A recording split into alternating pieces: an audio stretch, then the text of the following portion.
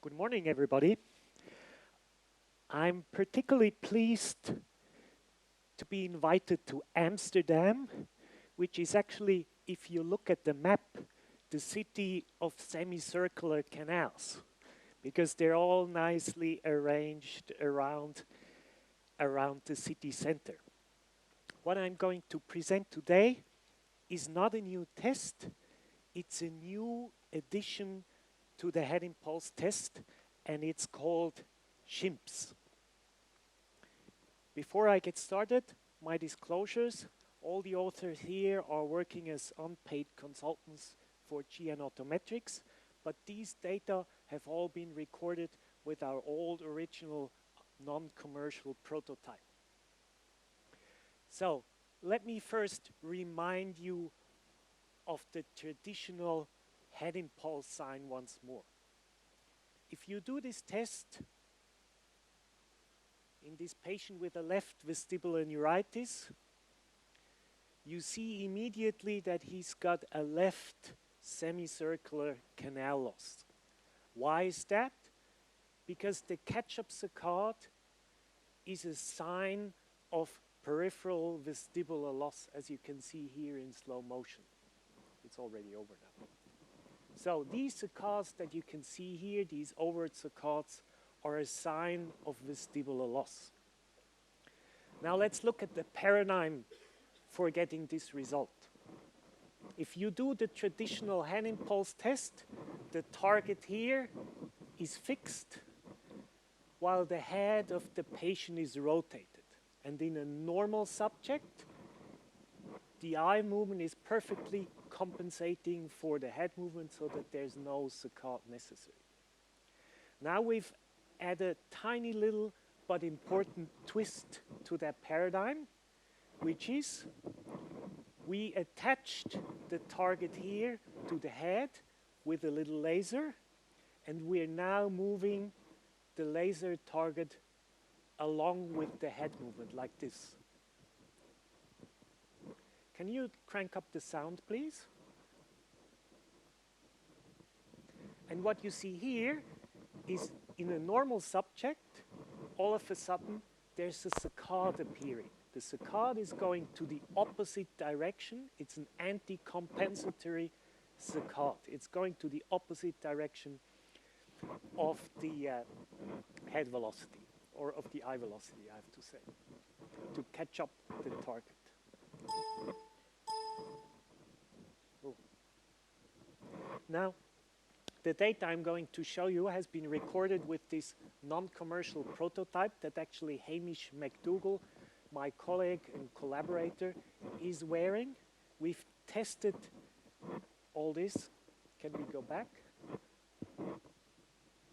We've tested all this in 6 normal subjects and tested 5 patients with complete unilateral loss and 5 patients with bilateral loss. All the animations that you see during this talk have been generated with an iPad and a custom application developed in Objective-C. So, let's again look how such a head impulse test, such a SHIMP, is looking like in a normal subject. You see, with every head impulse, as you can see here, after the head impulse, the patient or the normal subject has to make a catch-up saccade to pick up the target. Okay, now let's have a look how this looks like in real life. What you can see here, this is the laser attached to the normal subject, and with every head impulse test, she has to make a catch-up saccade to pick up the target. So this is the SHIMP paradigm. Again in slow motion. First the VOR is compensating, and then she's got to pick up the target. Again to the other side. First the VOR is compensating, and then the catch-up saccade. For comparison, That's the normal head impulse in this normal person with normal VOR. So what's the difference here? In this new SHIMP paradigm, the catch-up saccade is not a sign of vestibular loss, it's a sign of vestibular function. You need the VOR in order that this saccade becomes necessary. So let's look at some recordings. This again is a perfectly normal subject with a perfectly normal traditional head impulse test, as you can see here. If you test the very same person with this SHIMP paradigm, all of a sudden the recording starts to look very different because you can see all those anti-compensatory saccades appearing here. The gains, as you may notice, they're pretty similar, but if you look closer, they're a tiny bit lower in the SHIMP paradigm than the normal head impulse paradigm. If you now analyze this catch-up saccade pattern in multiple subjects, and we've tested 6 for this graph, you can see the following summary. Here, these histograms are cumulative catch-up saccades, the SHIMP saccades pointing down and the HIMP saccades pointing up. And what you can appreciate here, that as a function of time, normal subject, as you know it from your clinical experience, barely generate any saccades. But as soon as you start doing the SHIMP paradigm, you see lots of catch-up saccades appearing at the latency of about 200 milliseconds. So this is a very robust finding. Now, there's something going on here. Okay. Now, let's look at the other end of the spectrum here in a patient with total bilateral loss. If you do the SHIMP paradigm in this patient, the eyes are simply moving with the head in the SHIMP paradigm, and no saccades are necessary to follow that moving target. Let's look at this in real life. Again, the SHIMP paradigm with a little laser at the headband. And along with the head impulse, the eyes are just following the target with barely any catch-up saccades. On the right, the loss is complete. So the eyes are just following the head impulse. But on his left side, he's got a little bit of function left. So if you look closely, he's got to make a catch-up saccade. So in the SHIMP paradigm, the catch-up saccade is actually indicating residual vestibular function. Here, that's the same patient with the traditional head impulse test. And here you can see the traditional sign of bilateral vestibular loss with catch-up saccades to either side. Here again in slow motion, cluck, cluck. And to the other side.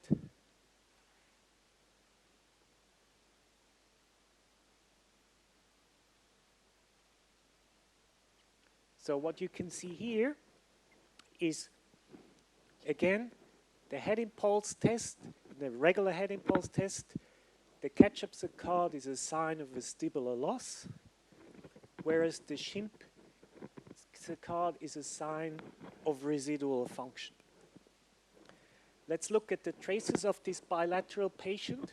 Here, as you know it from your clinical experience, bilateral overt catch-up saccades indicating a bilateral vestibular loss. But if you reverse the paradigm and apply SHIMPs to these patients, most of these saccades disappear, and there's only a few SHIMP saccades, pointing downwards. Thank you. Okay, again, in a bilateral patient as well, the saccadic pattern completely reverses if you switch from the traditional HIMP paradigm to the SHIMP paradigm. If you look at these patients as a group, and here I have to point out, most bilateral patients are not complete, and therefore the pattern is a bit mixed. So, as you know it from your clinical experience, most of them are throwing in catch-up saccades with traditional head impulse paradigm, but some of them have residual vestibular loss so that they also make a few SHIMP saccades, because most of these patients are not complete bilaterals. So let me summarize what we've learned so far.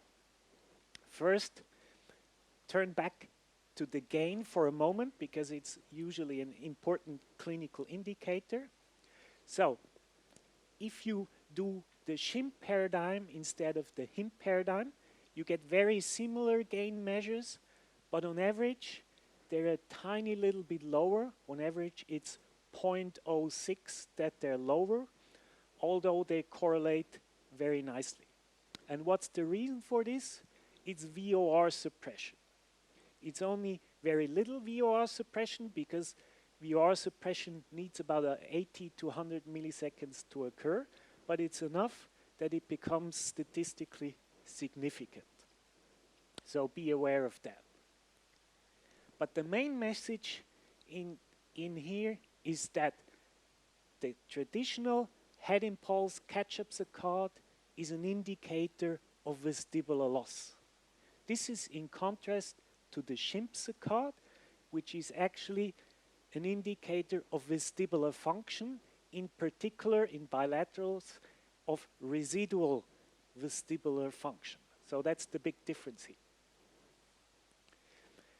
Now, to sum this up, what's going on in unilateral patient if you do SHIMP saccades? For this, look at this patient with a left vestibular loss. That's the traditional HIMP paradigm. Here he's throwing in a covert saccade on the affected side.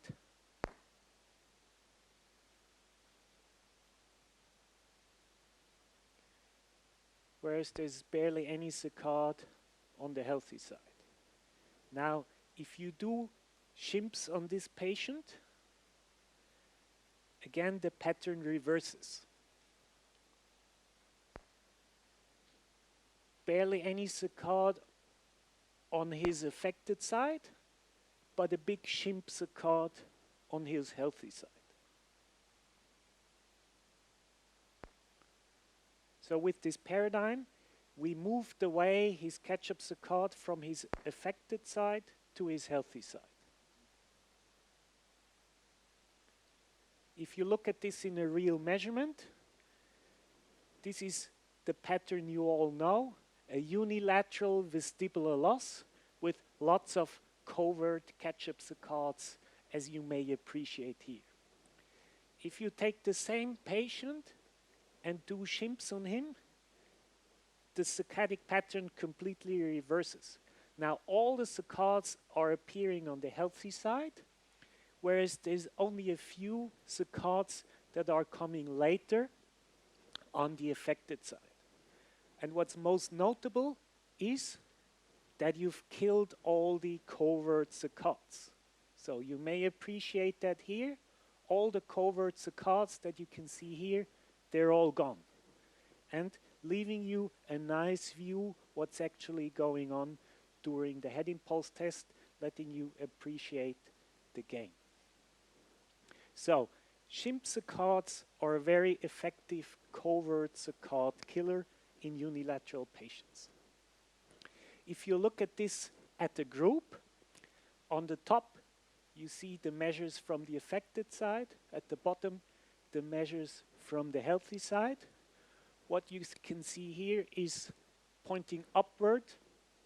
There's lots of black covert head impulse or HIMP saccades, but barely any SHIMP saccades. And if you then do SHIMPs on them, there's barely any catch-up saccades towards the affected side, and in exchange to that, there's lots of SHIMP saccades appearing on the healthy side. And most importantly, you turn those covert saccades very efficiently into overt SHIMP saccades on the other side. Now, to conclude, I'd like to show you these saccadic pattern once more in a little model. So, assuming a perfect patient or a perfect normal subject with a gain of 1, if you do the traditional head impulse test, there's no saccades at all. If you do the SHIMP paradigm on them, he's doing a huge catch-up saccade or anti-compensatory catch-up saccade going to the other side of about 15 degrees. Now, if you just decrease the gain for a tiny bit, there's a little catch-up saccade appearing in the traditional head impulse paradigm, which is telling you that the patient is missing a little bit of vestibular function. And what I'd like to draw your attention to is that this saccade is actually very small. It's only about 1.5 degrees, whereas the big saccade on the other side is about 15 degrees of side. And in the velocity domain, and that's what you're looking at if you're doing video head impulses, these saccades are overestimated by the naked eye, which means that a little catch-up saccade appearing is a very sensitive sign for vestibular loss. So, with the traditional head impulse test, you're very sensitive in picking up small deficits based on the saccadic pattern. But if you decrease the gain further, here it's 50-50, and reduce it even more until there's only a tiny bit of VOR gain left, you see a little SHIMP saccade appearing, which is telling you that SHIMP saccades are a very sensitive marker for residual vestibular function. So if there's no function left, there's no need to do a SHIMP saccade. But if there's a little bit of function left, these SHIMP saccades are appearing as an indicator of residual vestibular function. With this, I'd like to conclude my talk. I hope I could show you that both the traditional head impulse paradigm and the SHIMP paradigm result in similar gain values, although the SHIMP gains are a tiny little bit lower due to VOR suppression. I hope I could convince you that the SHIMP paradigm is actually reversing the saccadic pattern completely. And while the traditional head impulse saccades indicate vestibular loss, these anti-compensatory SHIMP saccades actually indicate vestibular function, and in particular residual vestibular function in bilateral patients. If you do SHIMPs in unilateral patients, you can very effectively kill those covert saccades and transfer them to the healthy side. And for this reason, we're proposing SHIMPs as an additional paradigm, especially in bilateral patients, for demonstrating residual function, and in unilateral patients for killing those covert saccades. Now, if you think that's all crazy, look at this gentleman.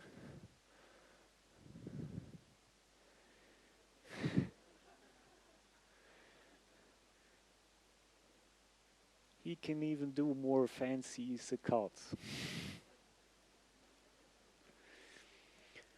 Okay. Now, if we've got time, I'd like to show you an actual SHIMP recording. If somebody can come up to the podium. Because doing the SHIMP recording is actually very simple. The only thing you have to change is you have to switch on this laser light.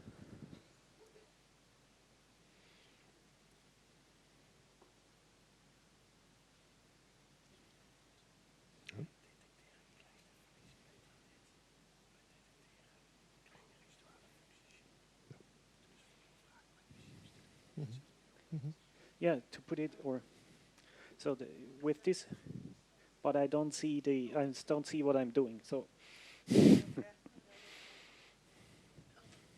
maybe we do it like this. So okay, have a seat.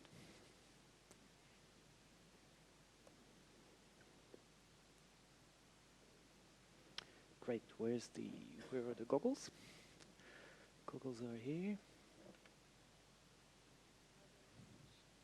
I'll first do some normal HIMPs. Can you put them on, please, for me?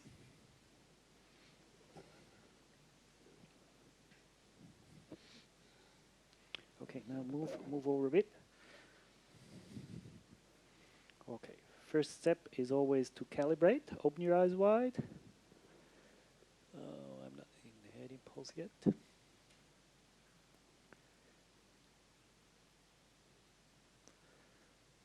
Okay, now let's do a quick calibration.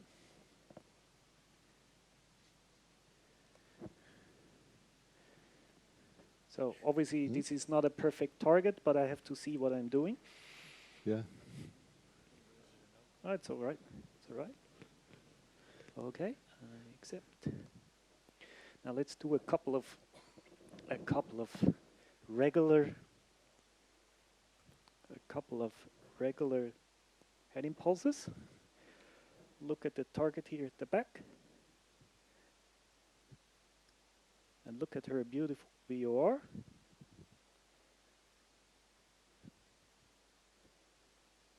I'm not in perfect position here. Open your eyes wide.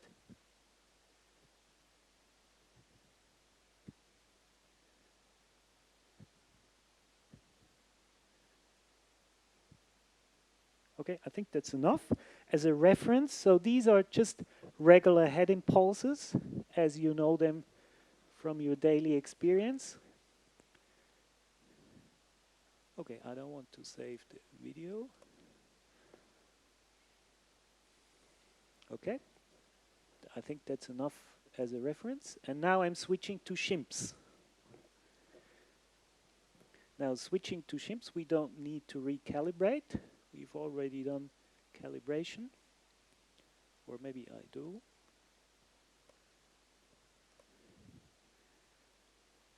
Okay, and we're already ready to go. Because the only thing I'm actually changing is I'm not switching off the fixation light. Now, I don't have I need to turn a little bit more, but it becomes even more difficult to see what I'm doing. Okay, anyway. Oh, it's on the screen here. Oh, perfect.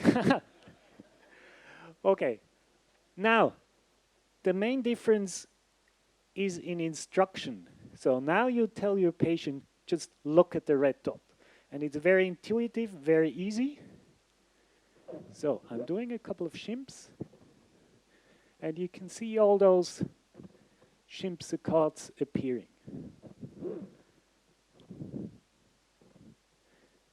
Very easy. And actually, the other thing that's different doing this paradigm is the way the system is handling the data. Because with the traditional algorithm, if you don't switch to SHIMPs, the system would remove all those impulses because it would think they're bad impulses with saccades going to the other side.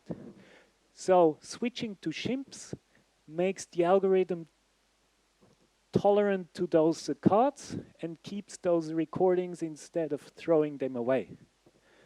But for you as an operator, if you switch to SHIMPs, it's as straightforward as doing regular HIMPs. Just keep looking.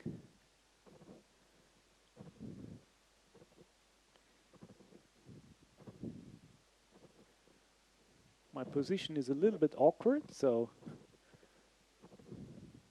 open your eyes wide.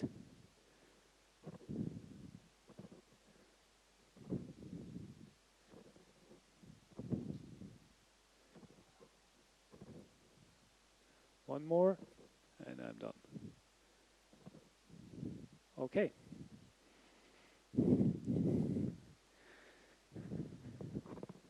So, as you can see, there's nothing magic about SHIMPs. You just change the instructions, you change the algorithm, and you're getting very nice and clean SHIMPs recordings. Okay, thanks a lot.